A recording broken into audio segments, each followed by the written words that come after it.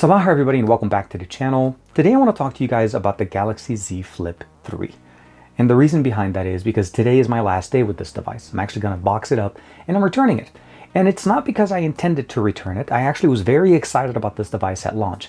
In fact, everybody that I talked to pretty much told them that the Z Fold 3, minor updates this year, and I don't think this is worth the upgrade from the Z Fold 2.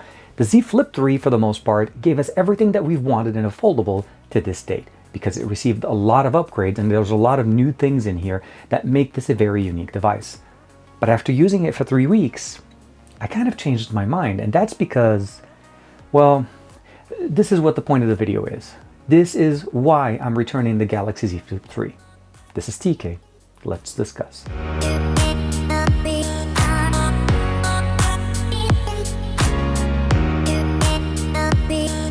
During the announcement of the Z Flip 3 and the Z Fold 3, there was a lot of hype going on. Obviously, these are foldables, Samsung upgrading and providing us new functionalities onto our smartphones, and of course, resistance to water, and essentially this is a big move for foldables. No other device on the market right now that is foldable provides us a water resistant. So meaning if you had to go out, which was something that always worried me, you don't have to worry about a little bit of rain hitting your Z Flip or the Z Fold. You're pretty much protected with this the third series of both of these devices.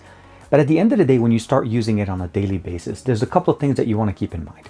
What do you need out of your smartphone? And what do you get at $1,000 or at about $1,800 difference? Now, I'm not trying to compete one over the other. I don't think these are competing products other than the fact that they share a hinge and a folding display and they're made by Samsung. I think that's pretty much where the comparison stops, because the usability of the Z Flip is different than the Z Fold. This has a much more articulating display. You can definitely use it in multiple different form factors. This doesn't have 5 cameras on it. Obviously, this does. This supports an S Pen. This has so much more. But I think at the end of the day, when I started realizing where some of the deficiencies that they decided to cut corners with here on the Z Flip 3 started to bother me. First and foremost, I'll start by saying is battery life is okay. It's not the best battery life, and that was probably one of the first things that got me a little bit concerned when I'm using a device like this. At the end of the day, when I do my daily work, meaning if I'm checking emails, responding to emails, managing my channel, signing documents, taking care of content online, editing, producing content, all of these things need to happen on a device that needs to be in my pocket on a daily basis. And at the end of the day, when I started using both of these devices, I started to basically make sure that to want to see which one can perform the work better. Can I do all my work on the Z Flip 3 and still be comfortable with it, and of course pay a lot less? Because with a trade-in, you can get this thing somewhere close to about $500. There's no question you can save a lot of money.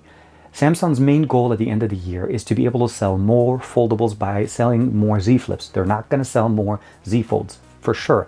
This is a very much close to $2,000, even though the price dropped a little bit. You have to factor in tax here in the US, so obviously this is still technically a $2,000 phone. And this starts at $1,000, about the same price as the Galaxy S21 Ultra. Now, keep in mind, that's where I came from. I had the S21 Ultra, and that's pretty much where my comparison is going to have to be. I'm comparing a flagship, best smartphone that Samsung released in 2021, and this is still a fact because the Z Fold doesn't actually beat it. It provides us a different experience, but the Z Flip is trying to compete in that market. At $1,000, that's pretty much what you're getting. You're literally getting this. Now, this may be enough for many people as far as functionality. The cameras on this obviously are pretty decent. They're not the best cameras compared to the S21, but it's really where I started to look at the functionalities. First thing that I realized right out of the box is that we don't have DeX and we are not going to get DeX. That was a big issue for me. I like to be able to plug my device into my laptop, into my PC, and I have a lot of different options. I've covered a lot of accessories on the channel here that talks about that. There's no screen mirroring. I cannot plug my phone into a display and use screen mirroring to get slightly better real estate on it. So that's a couple of things that kind of drove me a little bit off. The battery life was the other thing that also kind of took me a little bit back. And I think once I started putting things together from that functionality, that started to hinder me being able to enjoy this phone. The fact of the matter is that for me, at least in my personal taste, this phone is too small. It's too small of a form factor when it sits in my pocket, because it sits and goes all the way to the bottom. And 9 times out of 10, I forget that that phone is in there. So there's a good chance that this is just not made for me. Maybe that's the solution. And then I started talking about and using the Z Fold 3. Now, I said this at the beginning of the video that this did not receive the most amount of updates since last year with the Z Fold 2 to the Z Fold 3. You start using it and you start seeing some of the functionalities, and then I go back to realizing why I like a bigger display, because this at its core starts with a standard form factor smartphone, although slightly skinnier, not exactly the same widths, but it gives me more when I open it up. When I'm using the display on the inside, now I can use an S Pen, although a slightly different one. But again, those are the things that you appreciate. The glass protector that they used here is definitely a much better glass protector than what we saw last year, which provides me a little bit more rigidity here in resistance over time, because this is something that you have to work with and live with on the daily. But it is, at the end of the day, the ability of expanding my display and making it a much bigger form factor. That's what drives me towards the Z Fold over the Z Flip. Because the Z Flip at its best situation, you have to open it up.